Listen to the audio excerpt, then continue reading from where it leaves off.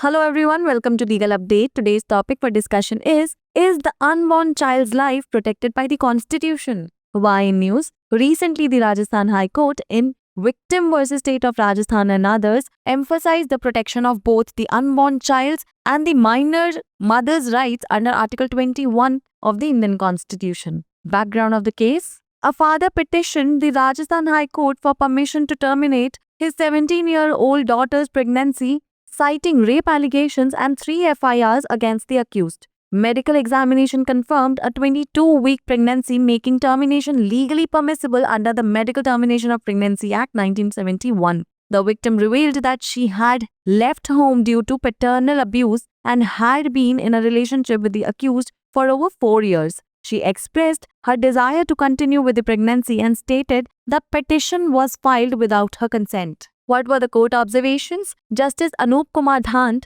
emphasized that the right to decide whether to continue with a pregnancy or terminate it is a fundamental right under Article 21 of the Indian Constitution. The court recognized the victim's autonomy in making such a decision even as a minor. Section 3, Clause 4, Clause A of the Medical Termination of Pregnancy Act requires the guardian consent for a minor's abortion. However, the court held that in cases of conflict, the minor's expressed wishes should be given significant weight in the judicial decision-making process. The court observed that the unborn child's right to life is protected under Article 21. Once the pregnancy reaches a certain stage, the fetus has constitutional right to life, especially when no maternal health risks are involved. What are the provisions involved? First, Medical Termination of Pregnancy Act 1971, Section 3, Clause 4, Clause A, which requires the consent of the natural guardian for the termination of a pregnancy in minors, though there is ambiguity regarding conflicting wishes of the minor.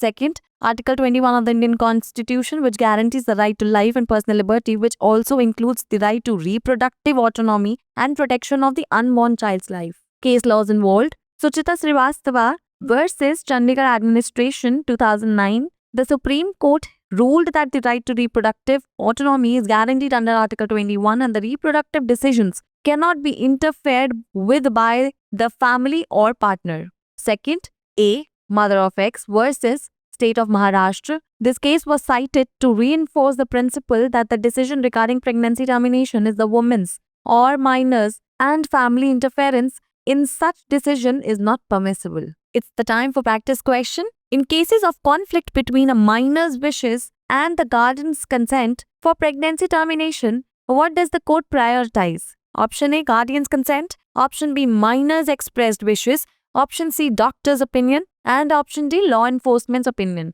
Pen down your answers in the comment section below.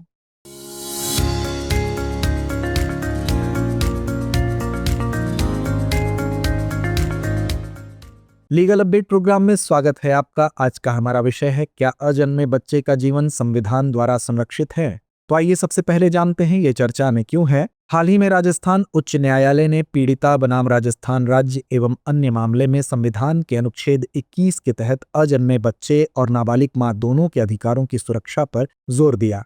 आइए अब जानते हैं मामले की पृष्ठभूमि। एक पिता ने अपनी 17 वर्षीय बेटी के गर्भपात की अनुमति के लिए राजस्थान उच्च न्यायालय में याचिका दायर की, जिसमें आरोपी के खिलाफ बलात्कार के आरोपों और 3 FIR का हवाला दिया गया। मेडिकल जांच में 22 सप्ताह की गर्भावस्था की पुष्टि हुई, जिससे medical termination of pregnancy act 1971 के तहत गर्भपात कानूनी रूप से स्वीकार्य हो गया। पीड़िता ने बताया कि माता पिता के दुर्व्यवहार के कारण उसने घर छोड़ दिया था और वह 4 साल से आरोपी के साथ रिश्ते में थी। उन्होंने गर्भावस्था जारी रखने की इच्छा व्यक्त की और कहा कि याचिका उनकी सहमति के बिना दायर की गई थी। आइए जानते हैं न्यायालय की टिप्पणियों को। न्यायमूर्ति अनूप कुमार ढांड ने इस बात पर जोर दिया कि गर्भावस्था को जारी रखने या उसे समाप्त करने का निर्णय संविधान के अनुच्छेद 21 के तहत एक मौलिक अधिकार है।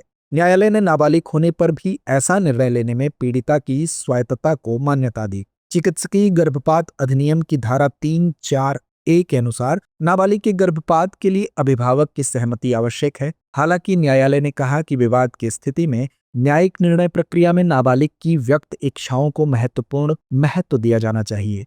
न्यायालय ने कहा कि अजन्मे बच्चे के जीवन का अधिकार अनुच्छेद 21 के तहत संरक्षित है और जब गर्भावस्था एक निश्चित चरण तक पहुंच जाती है तो भ्रूण को जीवन का संवैधानिक अधिकार प्राप्त होता है, विशेषकर तब जब मातृ स्वास्थ्य को कोई खतरा न हो। आइए अब नजर डालते हैं शामिल प्रावधान पर। गर्भावस्था का चिकित्सकीय समापन अधिनियम 1971 धारा 3(4)(a) नाबालिगों में गर्भावस्था की समाप्ति के लिए प्राकृतिक अभिभावक की सहमति की आवश्यकता होती है। हालांकि नाबालिग की परस्पर विरोधी इच्छाओं के संबंध में अस्पष्टता है। भारत के संविधान का अनुच्छेद 21 जीवन और व्यक्तिगत स्वतंत्रता के अधिकार की गारंटी देता है, जिसमें प्रजनन स्वायत्तता और अजन्मे बच्चे के जीवन की सुरक्षा का अधिकार शामिल है।